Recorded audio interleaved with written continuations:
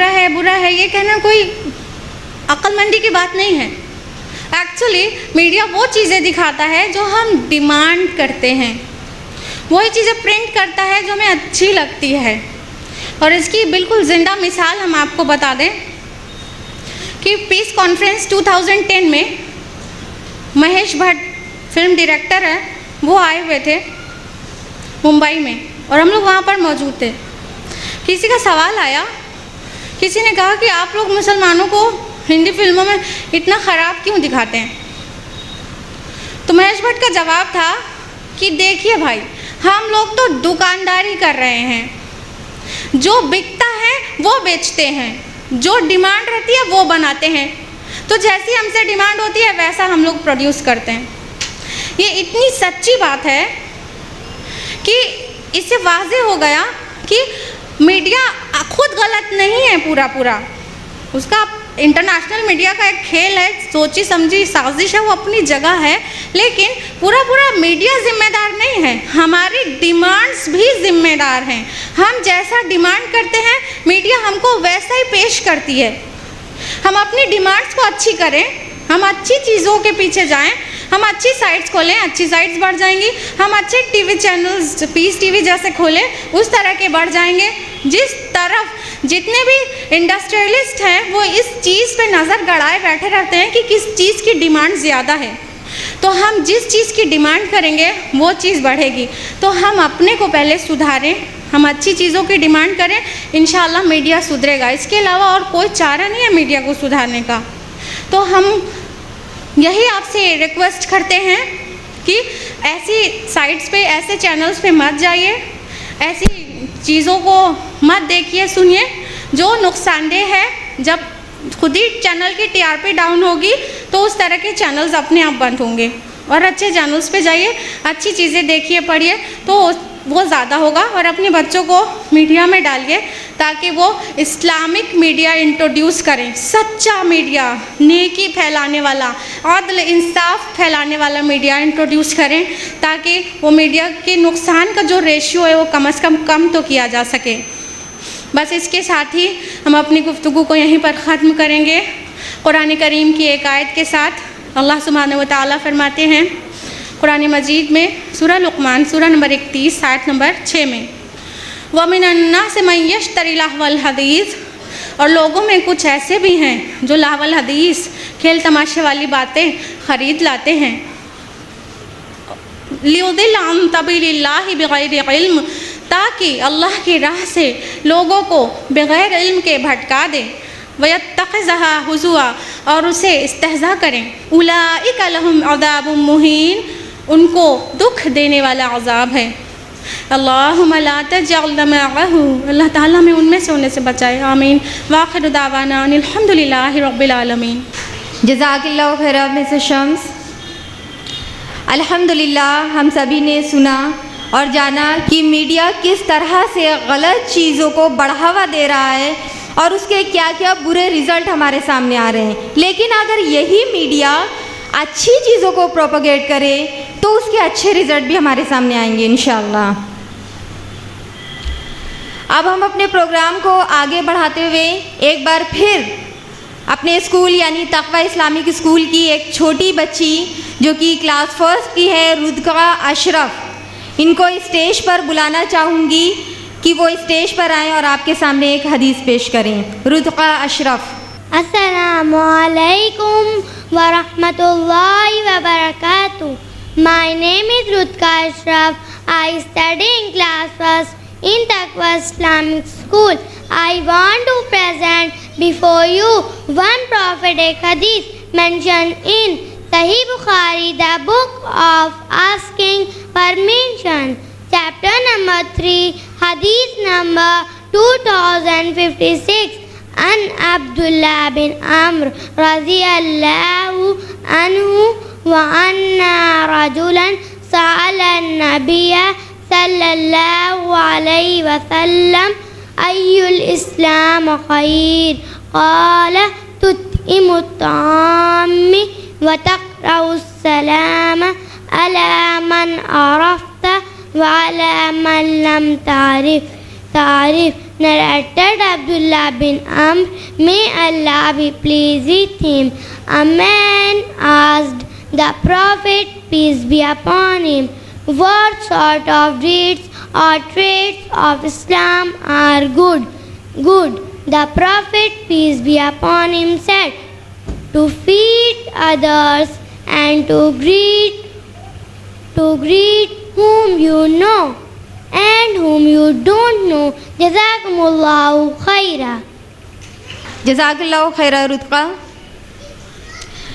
TIS, जिसके नाम से आप सब बखूबी वाकिफ़ हैं, जी हाँ, तक़वा इस्लामिक स्कूल, जो कि शहर इलाहाबाद का एक ऐसा इस्लामिक स्कूल है जहाँ पर बच्चों को इस्लामिक एटमॉस्फेयर में रखकर मॉडर्न एजुकेशन प्रोवाइड की जा रही है। स्कूल को कायम हुए अभी 2 साल ही हुए हैं, लेकिन ये अल्लाह ताला की रहमत और आप सभी की मोहब्बत और कोऑपरेशन का नतीजा है कि इसको अल्हम्दुलिल्लाह स्कूल में ज़्यादा से ज़्यादा एडमिशन हुए, जिसकी वजह से स्कूल को एक दूसरी बिल्डिंग भी हायर करनी पड़ी, जहां पर इंशाल्लाह जूनियर KG और नर्सरी की क्लासेस लगेंगी। आपके लिए ख़ास अनाउंसमेंट है, वो ये कि तक़वा इस्लामिक स्कूल में एडमिशन अभी ओपन है, तो जो भी पेरेंट्स ये चाहते हैं कि उनके बच्चे दुनिया और आखिरत दोनों में कामयाब हो और उनके लिए सवाबे जारिया बने, तो उनको ये इन्फॉर्म किया जाता है कि अगर वो अपने बच्चों को तक़वा इस्लामिक स्कूल में अपने बच्चों का एडमिशन कराना चाहते हैं तो स्कूल की ऑफ़िस में रब्ता कायम करें। अब वक्त हो चला है सवालों जवाब का, जिसका आप सबको बेसब्री से इंतज़ार होगा। स्लिप मेरे पास आ चुकी है। एक बार फिर सिस्टर अस्मा शम्स से रिक्वेस्ट करूंगी कि वो माइक पर आएं और आपके सवालों का जवाब दें।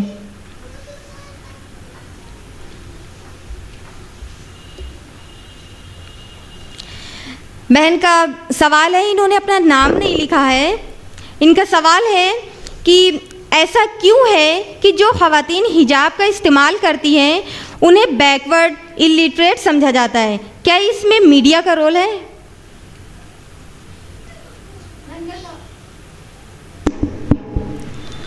बहन का सवाल है कि ऐसी क्या बात है कि जो ख़वातीन हिजाब में रहती हैं उन्हें बैकवर्ड कहा जाता है और उन्हें पिछड़ा समझा जाता है, क्या इसमें मीडिया का रोल है? जी हाँ, बिल्कुल। इंटरनेशनल मीडिया की जानी समझी चाल है ये।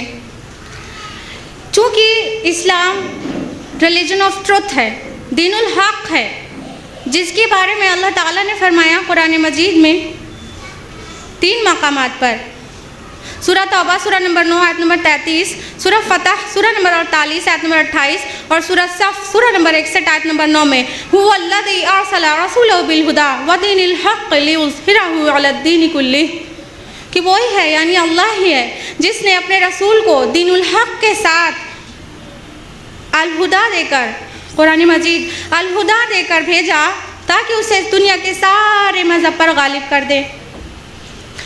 तो चूँकि इस्लाम दीनुल हक़ है, वो आज नहीं कल पूरी दुनिया पर गालिब होने वाला है। इसी बात का लोगों को खौफ है कि अगर इस्लाम आ गया तो उनका ये जो पोर्नोग्राफी से रेवेन्यू था वो बंद हो जाएगा, इंटरेस्ट बेस्ड इकॉनमी जो है वो बंद हो जाएगा, उनका बिलियंस ऑफ डॉलर्स का जो रेवेन्यू है वो सब तो ज़ीरो हो जाएगा। इस खौफ की वजह से टाइम टू टाइम मीडिया इस्लाम को बदनाम करता रहता है। इस हर एक चीज़ को लेकर वो टीवी पर इस तरह से दिखाया जाता है जैसे ये बुरी चीज़ है। मुसलमानों को फंडामेंटलिस्ट टेररिस्ट कहा जाता है और हिजाब में ख़वातीन को इस तरह से दिखाया जाता है जैसे ये लोग बिल्कुल बैकवर्ड हैं।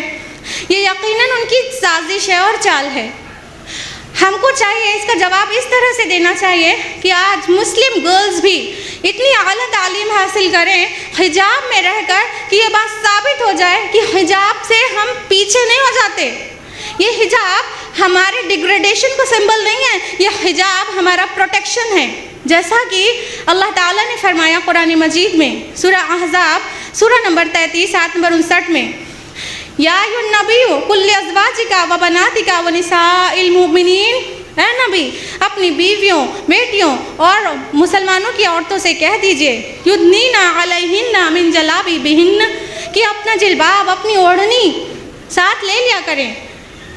ज़ालिका अदना अन युरफ़्ना फ़ला युज़ैन, ताकि वो शरीफ ज़ाती पहचानी पड़ें और कोई उनकी इज्जत से ना खेले। तो ये हिजाब हमारा प्रोटेक्शन है, हमारा डिग्रेडेशन नहीं, हमारा सब्जुगेशन नहीं, हमारी तौहीन नहीं, हमको दबाता नहीं है।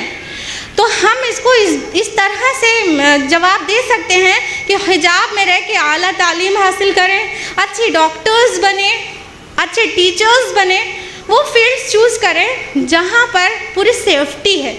ध्यान रखिएगा, हम नहीं कहेंगे इंजीनियर बने, क्योंकि वो इंजीनियर फील्ड मेरे समझ में नहीं आती कि वो सेपरेट जगह पे प्रैक्टिस नहीं कर सकती औरत, मर्दों से इंटरमिंगलिंग हो ही जाती है।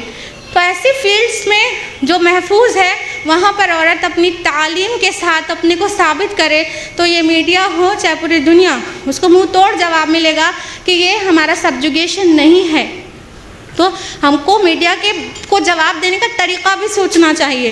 तो ये बेहतरीन तरीक़ा है जिसे हम अपनी तालीम से और अच्छी अच्छी पोस्ट हासिल करके साबित कर सकते हैं कि हिजाब से हम बैकवर्ड नहीं हो जाते।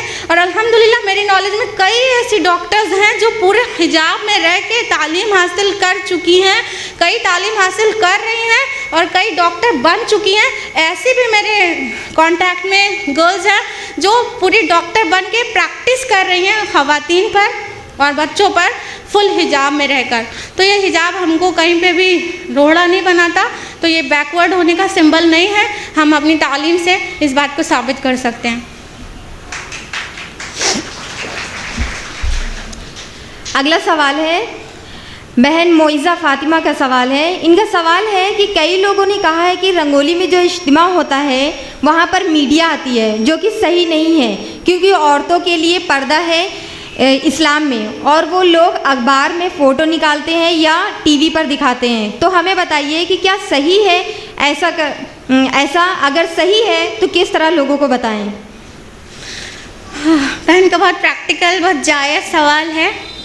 बहन ने सवाल किया कि यहाँ पे मीडिया आती है, ये हम लोग के इस प्रोग्राम में, रंगोली में जो प्रोग्राम होता है, यहाँ मीडिया के लोग आते हैं, जो कि सही नहीं है, क्योंकि अखबार में फ़ोटो छपती है और टीवी पे दिखाया जाता है। ये नहीं होना चाहिए। तो अगर होना चाहिए तो कैसे हम लोगों को समझाएं। देखिए बहन, गोया ये सवाल पिछले सवाल की अगली कड़ी हो। हमको आज कहा जा रहा है कि हम हिजाब में रह के हम बैकवर्ड हो गए। हम सुन लेते हैं, चुपचाप घर में बैठे रहते हैं, कोई दर्द नहीं होता, कोई दर्द नहीं होता। हमको तो होता है। हमको अपने इस दर्द को दिखाना है कि हम बैकवर्ड नहीं हैं।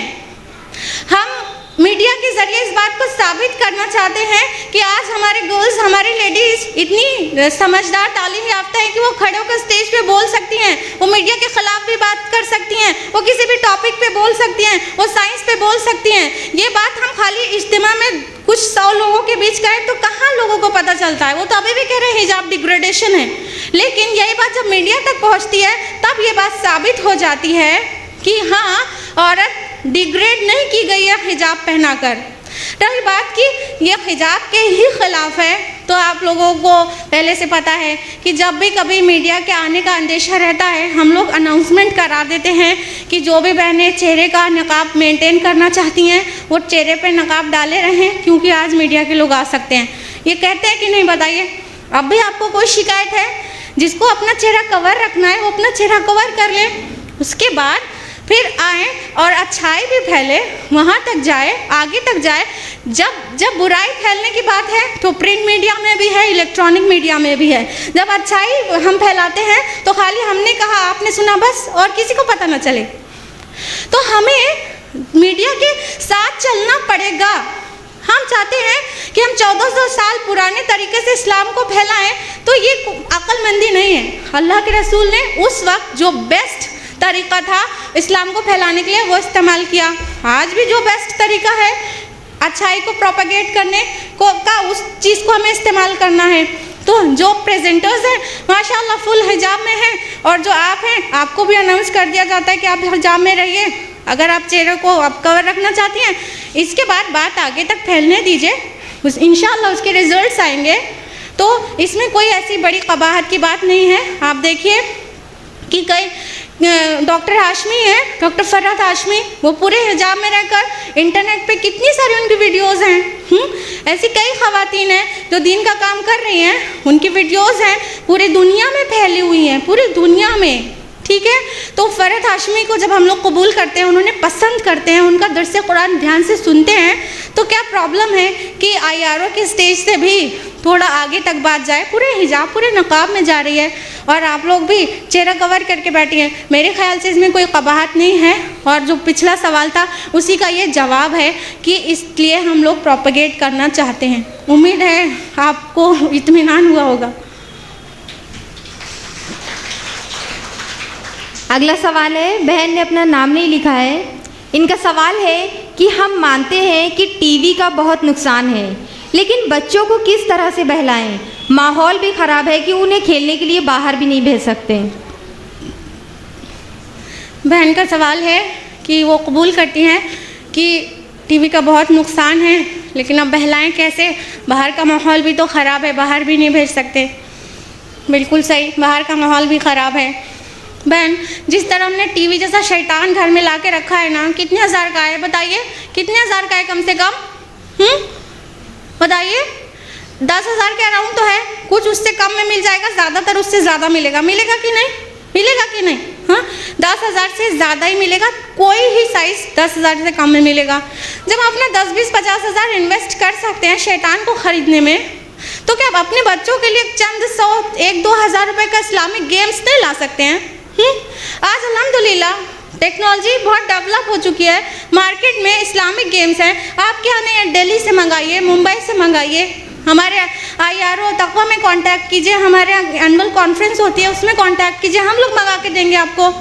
तो कुछ हज़ार, कुछ 100 रुपये अपने बच्चों के लिए इस्लामिक गेम्स लाइए, उससे उनको सिखाइए। कई ऐसे इस्लामिक गेम्स हैं जिससे उनको कुरान की नॉलेज बढ़ती है, सलाह की तरबियत मिलती है कि उनको सलाह पढ़ना चाहिए, नमाज़ पढ़ना चाहिए। कई गेम्स हैं हदीस की नॉलेज मिलती है, कुरान चैलेंज गेम, हदीस चैलेंज गेम, सलाह गेम, इस तरह के बहुत सारे गेम्स मार्केट में हैं। बस आपको ज़रूरत है अपने घर में लाने की और उसका सही इस्तेमाल करने की।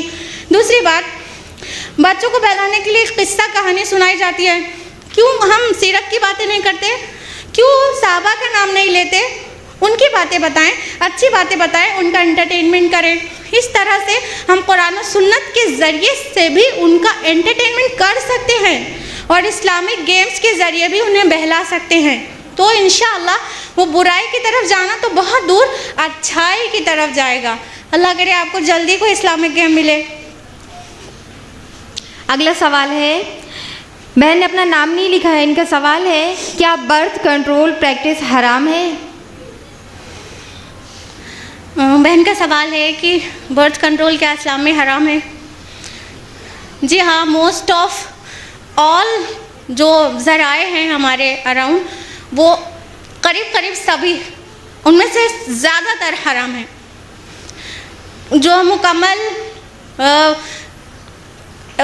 ऑपरेशन के ज़रिए किया जाता है वो भी हराम है। कॉपर टी जैसी चीज़ है वो भी हराम है, क्योंकि कॉन्ट्रासेप्शन कहते हैं, copper T contraception, even pills भी जो टैबलेट्स आती हैं, इवन वो भी कॉन्ट्रासेप्शन है, कॉन्ट्रा इम्प्लांटेशन है। एक्चुअली कॉन्ट्रा इम्प्लांटेशन मतलब जाइगोट किलिंग होती है, वो रुकता नहीं है, जाइगोट बन जाता है जब, तो वो किल हो जाता है। आप यूँ समझ लीजिए बहुत अर्ली स्टेज में आपका बच्चे की जान जा रही है। और जो एबॉर्शन, जो मेडिकल टर्मिनेशन ऑफ प्रेगनेंसी है, वो भी मुकम्मल हराम है। सूरह तकवीर में अल्लाह ताला फरमाता है कि और जब जिंदा गढ़ी हुई बेटी से पूछा जाएगा कि किस जुर्म में गाड़ दी गई, तो ये बाहर आने के बाद ज़मीन में गाड़ दिया जाना प्रैक्टिस किया जाता था अरब में, आज अंदर प्रैक्टिस किया जा रहा है, पैदा होने से पहले ही उसे दफन कर दिया जा रहा है। ये भी कम्प्लीटली हराम है। जहाँ तक कॉन्ट्रासेप्शन पिल्स, ओरल कॉन्ट्रासेप्शंस की बात है, वो भी शेख इब्न बास के नज़दीक, जो सऊदी के सीनियर स्कॉलर्स में से हैं, उनके नज़दीक वो बिल्कुल हराम है, क्योंकि वो नॉर्मल फिजियोलॉजी को बदल देता है, हार्मोनल चेंजेस करते हैं पिल्स। आपको पता है आप ज़रा पढ़िए तो इंटरनेट पे जाइए कि वो करती क्या क्या है। हार्मोनल चेंजेस कर देती है आपकी नॉर्मल फिजियोलॉजी जो अल्लाह ताला ने जिस मैनर में बनाया है कि कौन सा हार्मोन कितना प्रोड्यूस होना है उसको चेंज कर देती है। तो नॉर्मल फिजियोलॉजी को बदलना हराम है। तो इसलिए ओरल कॉन्ट्रासेप्शंस भी हराम है, जो दवाएँ ली जाती हैं वो भी हराम है। बस एक चीज़ जायज़ है, वो भी क़बाहत के साथ थोड़ा सा, और उसका जिक्र है सही बुखारी की हदीस में। सही बुखारी जिल्द नंबर 7 किताबुन निकाह हदीस नंबर 136। हज़रत जाबिर रज़ियल्लाहु अन्हु रावी हैं, फरमाते हैं कि हम लोग जब कुरान नाजिल हो रहा था तब भी अज़्ल करते थे। तो अज़्ल जो है क्वाइटस इंटरप्टस, बस एक सिंगल चीज़ है जो चीज़ परमिशन की हद में आता है, आउटसाइड डिस्चार्ज, क्वाइटस इंटरप्टस। अज़्ल के अलावा बाकी सारी चीज़ क़तई हराम है, और जो ख़वातीन टीवी में देख के उसका इस्तेमाल कर रही हैं वो यकीनन अल्लाह की मुजरिम है। उनको तौबा करना चाहिए और आइंदा से ये प्रैक्टिस को रोक देना चाहिए। उम्मीद है जवाब मुकम्मल हुआ। आखिरी सवाल है, इनका सवाल है, क्या इंटरनेट पर चैटिंग भी नहीं कर सकते किसी नामहरम को? बहन का सवाल है, क्या इंटरनेट पे नामहरम से चैटिंग भी नहीं करना चाहिए, वो भी हराम है? मेरा जवाब देने से पहले सवाल है कि ज़रूरत क्या है नामहरम से चैटिंग करने की? ज़रूरत क्या है नामहरम के साथ चैटिंग करने की? ज़िना सिर्फ शर्मगाहों का थोड़ी है। अल्लाह के रसूल फरमाते हैं कि आँखों का भी ज़िना है, नीयत का भी, पैरों का भी। तो ये सभी चीज़ ज़िना करती हैं। तो ये किसी की तरफ घूर कर देखना बदनीयती से, ये आँखों का ज़िना है। बुराई की तरफ कदम बढ़ाना पैरों का ज़िना है। अल्लाह के रसूल फरमाते हैं कभी फ़र्ज उसको मुकम्मल कर देता है, कभी मुकम्मल होने से रह जाता है। तो ये जो foot steps of the devil है, क्या है? शैतान के कदम। ये धीरे धीरे सिखाता है कि पहले इंटरनेट पे चैटिंग करो, खाली टाइप ही तो कर रहे हो, वहाँ जा रहे हैं यहाँ आ रहे हैं ना, बात भी तो नहीं हो रही है। फिर नंबर भी देंगे चैटिंग करते करते, फिर फ़ोन पे बात शुरू हो जाएगी। जबकि आवाज़ का भी हिजाब है। अल्लाह ताला ने फरमाया कुरान मजीद में सूरह अहज़ाब सूरह 33 आयत नंबर 32 में कि और अगर इन तक़ैतुन फ़ला तग़दान बिलक़ौल, कि अगर तुम्हें अल्लाह का तक़वा हो, खौफ हो, तो दबी आवाज़ से बात मत करो, कि जिसके दिल में मरज़ हो वो कोई ख्वाहिशें वाबस्ता करे। तो जब हम फ़ोन पे इतरा के बात करें तो वो भी मना है। फिर फ़ोन पे बात करते करते फिर कहेंगे चलो जो हम आते हैं मैकडोनल्ड में एक दिन कॉफ़ी पीते हैं, तो वहाँ जाके कॉफ़ी पीने लगेंगे। फिर उसके बाद आप जानती हैं क्या क्या हो सकता है। तो पहला स्टेप क्यों चैटिंग क्यों? वहीं से हटा दिया। इस्लाम ने हर वो जड़ें काट दी हैं जिस पर खबीस दरख्त लगता हो, जिसके जिसके फ्रूट्स समाज में नुकसान फैलाए, वो जड़ से काट दिया इस्लाम ने। तो कोई ज़रूरत नहीं है इंटरनेट पे चैटिंग करने की, क्योंकि ये शैतान हमको सिखाता है। और अल्लाह ताला ने हमें बताया है कुरान मजीद में सूरह बकरा सूरह नंबर 2 आयत नंबर 208 में, या अय्युहल्लज़ीना आमनू उदखुलू फ़िस्सिल्मि काफ़्फ़ा, ए ईमान वालो दाखिल हो जाओ इस्लाम में पूरे के पूरे। ला तत्तबिउ खुतुवाति शैतान, और शैतान के कदमों की पैरवी ना करो। इन्नहु लकुम अदुव्वुम मुबीन, वो तुम्हारा खुला हुआ दुश्मन है। अल्लाह ताला हम सबको शैतान से बचाए, आमीन। मेरे ख्याल से आखिरी सवाल था। वाखिरु दावाना अल्हम्दुलिल्लाहि रब्बिल आलमीन। जज़ाकल्लाहु खैरा सिस्टर शम्स। वक्त बहुत हो गया है, इसलिए हमें अपने प्रोग्राम को यहीं पर ख़त्म करना होगा। लेकिन प्रोग्राम को ख़त्म करने से पहले एक बार मैं फिर आप सबको ये याद दिला दूँ कि तक़वा इस्लामिक स्कूल में एडमिशन अभी ओपन है। जो भी पेरेंट्स अपने बच्चों का एडमिशन तक़वा इस्लामिक स्कूल में कराना चाहती हैं तो वो स्कूल के ऑफ़िस में रब्ता कायम करें। इसके साथ ही हमारे प्रोग्राम का इख्तिताम होता है। सुब्हान रब्बिका रब्बिल इज़्ज़ति अम्मा यसिफ़ून वस्सलातु अलल मुरसलीन वल्हम्दुलिल्लाहि रब्बिल आलमीन। जज़ाकल्लाहु खैरा। अस्सलामु अलैकुम व रहमतुल्लाहि व बरकातुहू।